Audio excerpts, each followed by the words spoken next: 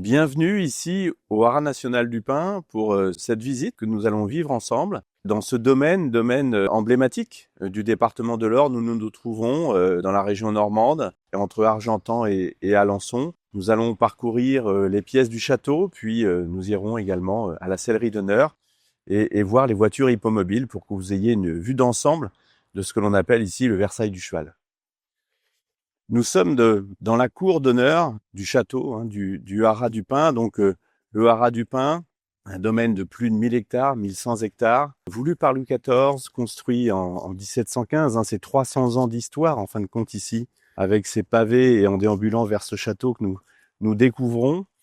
Pourquoi et comment, en fin de compte, il a été construit ici? Il a été construit ici parce que nous sommes vraiment dans une terre d'élevage, une qualité des sols qui était recherchée par Louis XIV et par ceux qui prospectaient pour lui, afin d'avoir vraiment une consolidation, un développement de l'élevage des chevaux dont il avait besoin. Ces terres appartenaient initialement à un conseiller royal, le sieur Béchamel de Nointel, à qui le roi, en fin de compte, a pris les terres et les a compensées, on va dire quelque part, avec un autre titre, d'autres terres qui étaient, elles, en Picardie. Ici, de grands espaces, un environnement propice à l'élevage des chevaux et notamment à 4 races qui se sont déployées. Le percheron, du nom d'une région proche qui regroupe plusieurs départements dont l'Orne, le trotteur français, le selle français et puis également le pur sang anglais. C'est cette histoire que nous découvrons quand nous venons ici au Haras du Pin et nous aurons d'autres petites liaisons avec cette histoire à l'intérieur du château. Nous arrivons ici dans le hall d'accueil du château avec des points d'intérêt qui nous permettent d'ailleurs de relier évidemment l'histoire du château à l'histoire des lieux, l'histoire du Haras. Nous avons tout d'abord le buste qui est juste à l'entrée, le buste de Colbert. Pourquoi Colbert? Parce que Colbert, en fin de compte, institua l'administration des Haras nationaux en 1665 pour pouvoir répondre à la commande et à la demande, en fin de compte, du roi, d'avoir des chevaux robustes. Et d'ailleurs, si ce haras et si ces terres ont été choisis, c'est parce qu'ils permettaient un élevage de chevaux robustes pour ces armées et évidemment pour toutes les fonctions de guerre. Donc Colbert, et puis nous avons aussi sur cette plaque l'ensemble des directeurs, des noms de directeurs qui ont été en fonction ici au Haras national du Pin, notamment, et on peut le citer, le premier d'entre eux, le chevalier de Garceau en 1730, donc vraiment au début, à la construction, puisque le château, même si les écuries ont été construites dès 1715, le château, lui, il arrive entre 1715 et 1730. C'est la résidence de la direction, mais ça arrive après les écuries, et donc le chevalier de Garceau s'installe ici, après une histoire particulière, puisque c'est lui, en fin de compte, que le roi envoie en province pour, dans un rayon déterminé, trouver ces fameuses terres qui seront propices à l'installation du premier haras, celui qu'on appelle aujourd'hui le Versailles du cheval, qui est anciennement le haras d'Yem, Diem ou Dem aujourd'hui, qui est le nom d'une commune, de la commune limitrophe.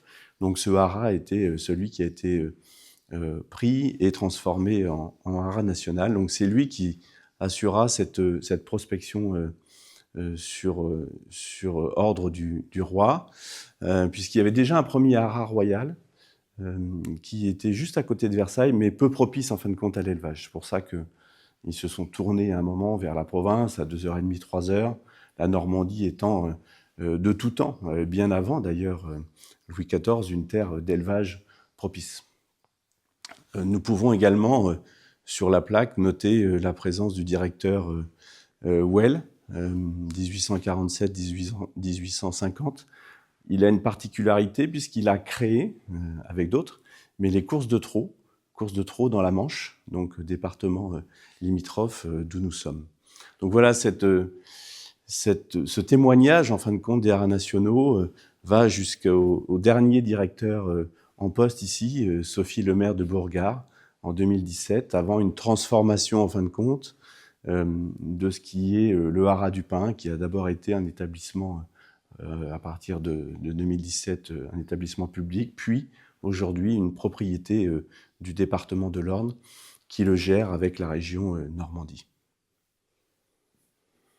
Nous voici maintenant dans la salle à manger du château, une très belle et chaleureuse salle à manger qui témoigne plutôt d'une période autour de la période de Louis XV, puisque avant il n'y avait pas forcément des pièces dédiées conviviales plus petites justement pour ce partage des repas. Avec cette pièce et un élément de mobilier qu'on n'a pas marqué dans cette pièce, qui est une armoire normande de mariage, de noces, du 19e, vitrée, très belle armoire, avec à l'intérieur une collection de trophées. Là nous sommes sur de l'orfèvrerie, de l'argenterie. Ces trophées étaient les trophées offerts aux vainqueurs de très belles courses. Et les trophées que nous avons ici dans cette vitrine sont évidemment des trophées qui ont été donnés à des chevaux qui sont passés par le Haras national du Pin. Donc après cette salle à manger, nous pouvons rejoindre les salons. Avant d'aller découvrir les salons, je vous invite à un petit arrêt sur le perron du château pour découvrir ces jardins.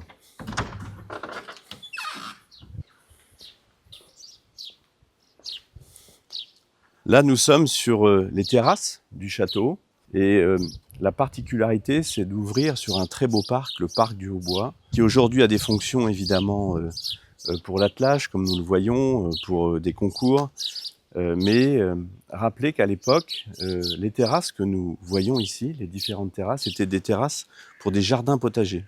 Il y avait une production potagère ici importante qui a été délocalisée sur la droite après, sur ce qu'on appelle les jardins des officiers.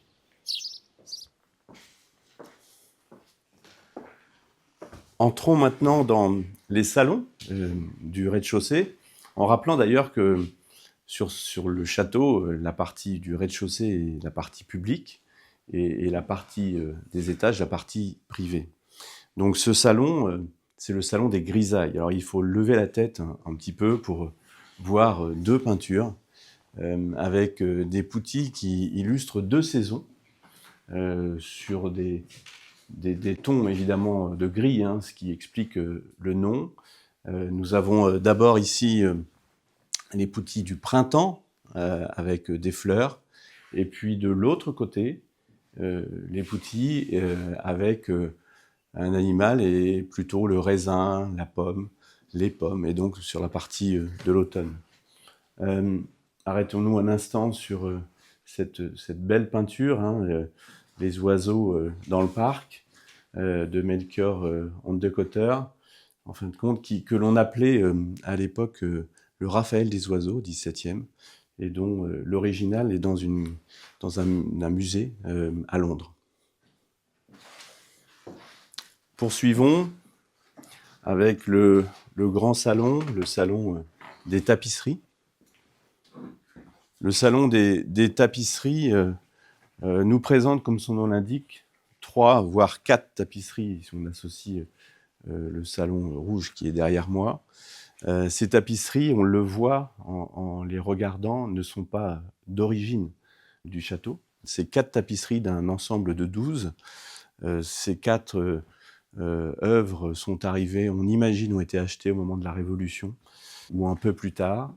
Et ces tapisseries sont des tableaux, en fin de compte, d'un poème célèbre de De Tasse qui est sur la Jérusalem délivrée.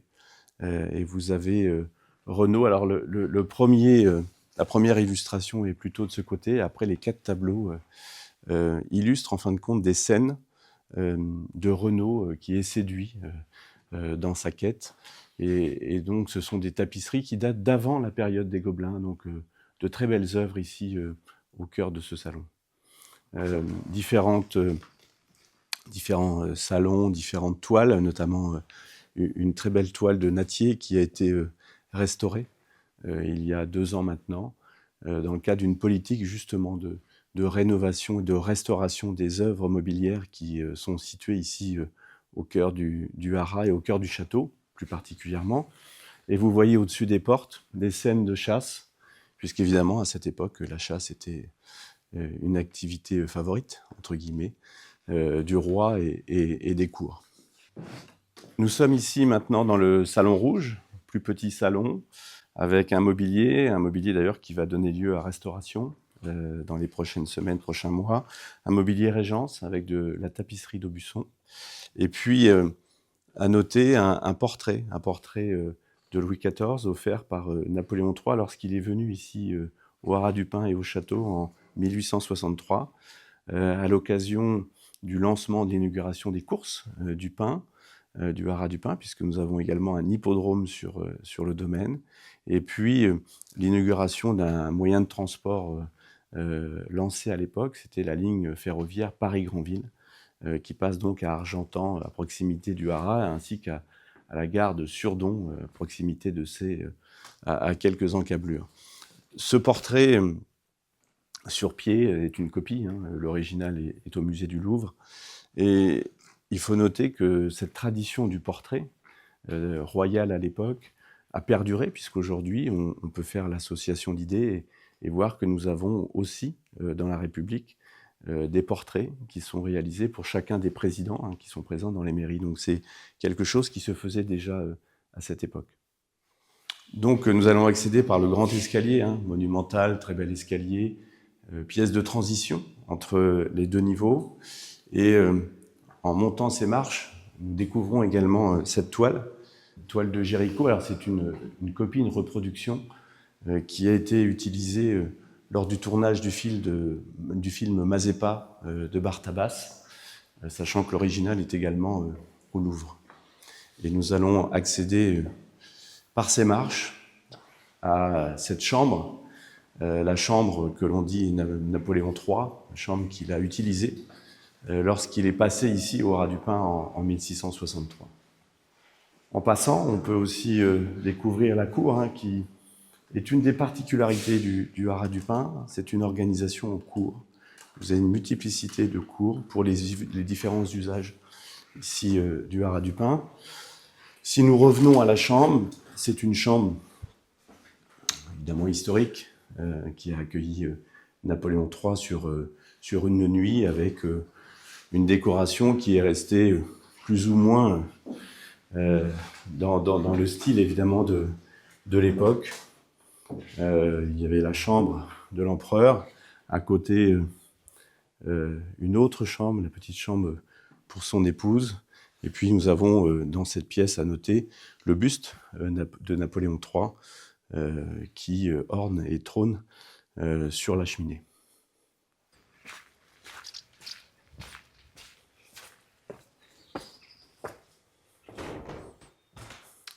Alors nous voici arrivés dans la sellerie d'honneur du Haras. Donc la sellerie d'honneur, c'est une pièce classique qui existe dans tous les châteaux. Vous avez dans cette sellerie d'honneur des licoles de part et d'autre, des licoles à bricole sur la gauche, plus légers, qui étaient utilisés notamment pour les chevaux de trait. On les voit bien plus légères avec tout ce cuir magnifique ici pour ces très beaux ouvrages, et puis ici plutôt à collier utilisé aujourd'hui dans tout l'attelage de tradition, mais qui était plutôt pour les chevaux de sang à l'origine. Donc c'est une très belle collection ici au cœur de cette pièce. Vous avez également des selles. Alors la selle de Fantasia, elle est reconnaissable, selle marocaine qui a été acquise pour pouvoir accompagner un cheval, le cheval Wadoud, qui était un cheval barbe offert par Mohamed VI à la France. Et donc c'était sa selle de Fantasia, qui est une tradition en fin de compte. Et puis si l'on s'attarde un instant sur les autres selles, vous avez des selles de voltige. La voltige est une discipline qui a d'ailleurs été discipline olympique en 1920. Vous la voyez avec son surfait qui entoure en fin de compte le cheval, qui permet de faire un travail à pied, et puis avec des prises pour justement la pratique de la voltige.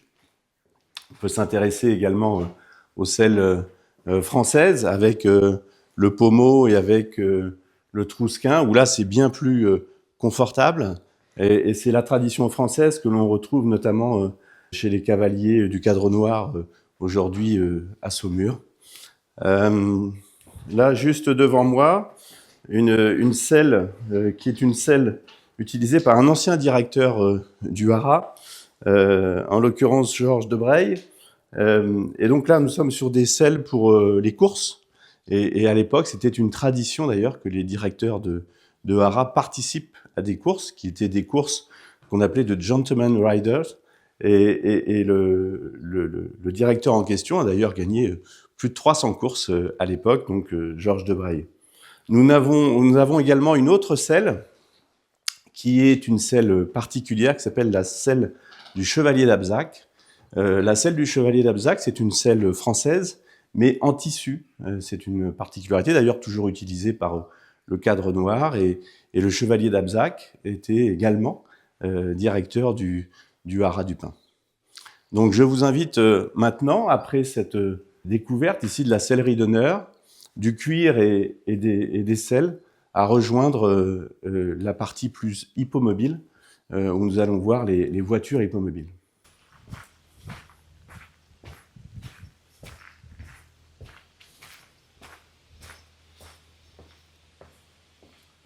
Nous voici devant les voitures hippomobiles.